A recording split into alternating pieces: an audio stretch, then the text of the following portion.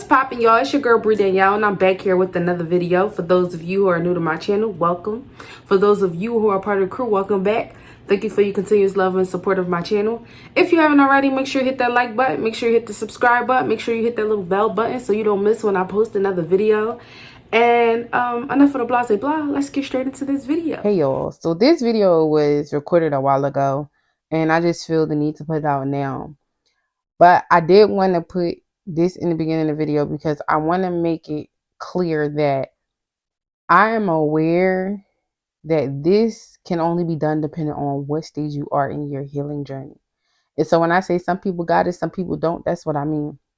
You may not be in the stage of your healing journey to do this just yet, because the level of trauma you may be processing or healing may require a little bit more time before you can get to this stage.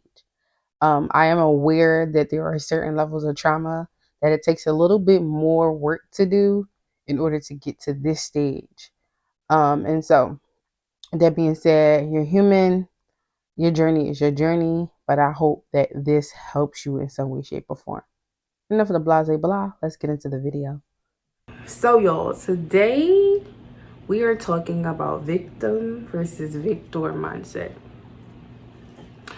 And this is difficult to do. Some people have it by nature, some people don't, and that's okay.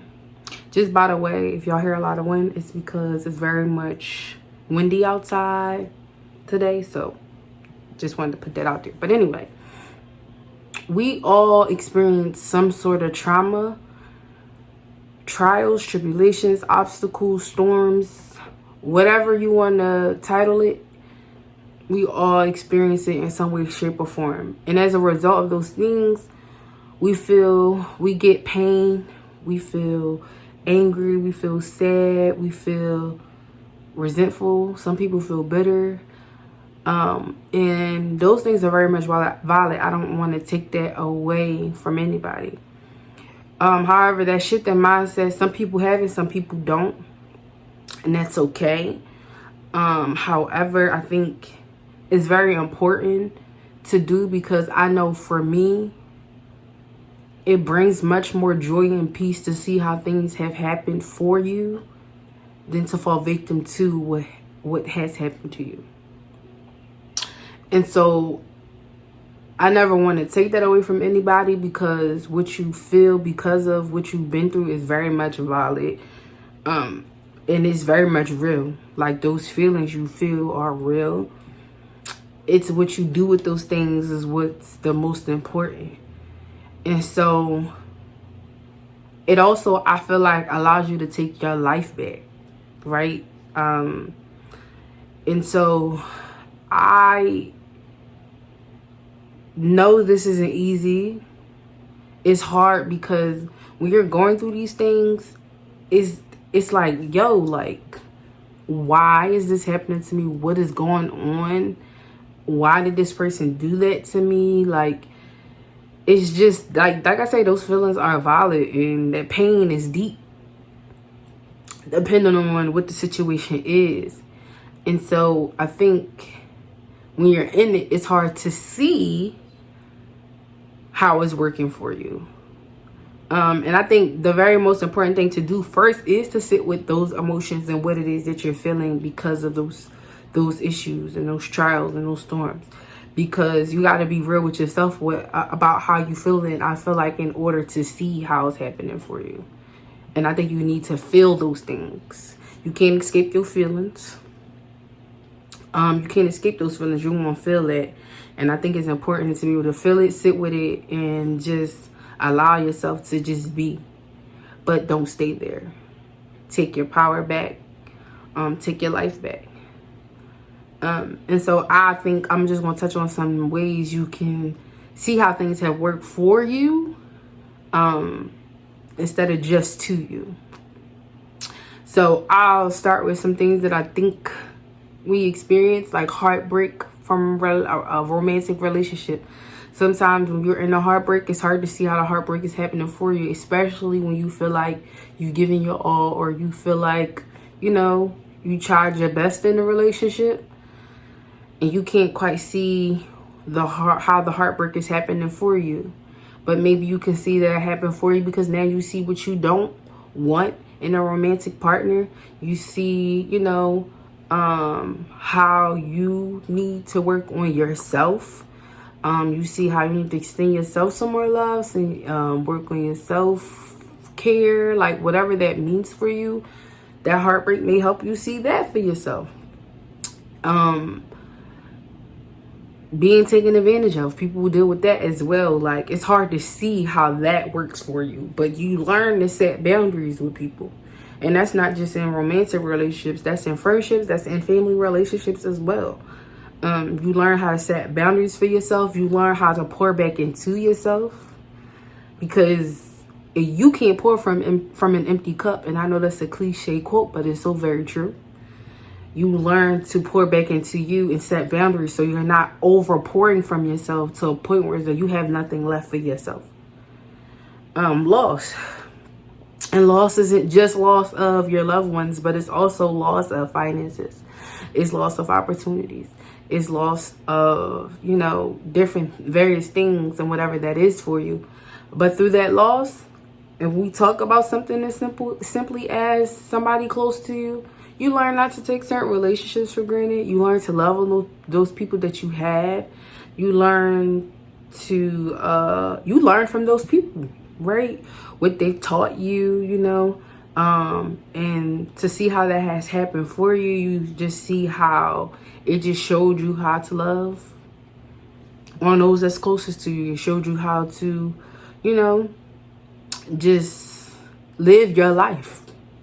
Because I feel like, for me, from my experiences, it teaches me to just live every day like it's your last. And like that's a cliche quote too, but it's very true and very necessary. This loss of finances. You learn to be more strategic about your finances. You learn to save. You learn to spend more consciously. You learn to not just blow your money. Through loss of opportunity, you learn to maybe be more vigilant about showing up and going for the opportunity, no matter how scared you are. You may learn from failures, like to be more strategic, in the marketing, to be more strategic writer, to be a better writer, whatever that is for you. Because I can't say what it is for you. To see how it happened for you. It makes you stronger in whatever area that is. And don't get me wrong, sometimes it hurts. It does hurt. It's hard. It's painful. But that's why I think it's, like I said, in the first moment, is to sit with those things, but don't let yourself stay there for long, and take you and your life back and try to see how things worked for you and keep pushing, so that way you can experience the joy, the light, the peace that you deserve in your life. And this is way easier said than done. It is, because at the end of the day, you sit with yourself and only you know your thoughts and your feelings, and those things are very much valid. But that's why it's very important to be intentional. Yet again, I'm using this word. This might just be the word of the year for me. To be intentional about being aware of your thoughts and taking power over your thoughts, because your thoughts become who you are. Your actions, what you think, is who you become. And so it's very important to be very intentional about how you are shifting your mind from victim to victor. Because with victim, you set yourself back more than anything. And it's not to say that you're not a victim of certain things, but you don't have to fall victim to those things. And the very moment you decide not to fall victim to those things, you become victor over those things. And so, like I said, it's not easy.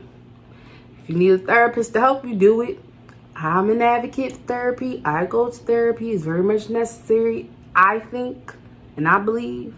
Don't let nobody tell you otherwise. But if therapy is going to help you in this process, do it. Go for it.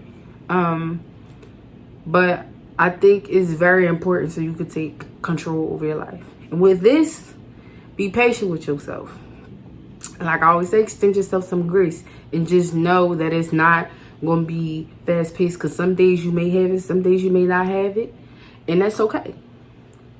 But long as you don't take that with you until your next day and you don't let it, prolong itself too long, it's okay to fall.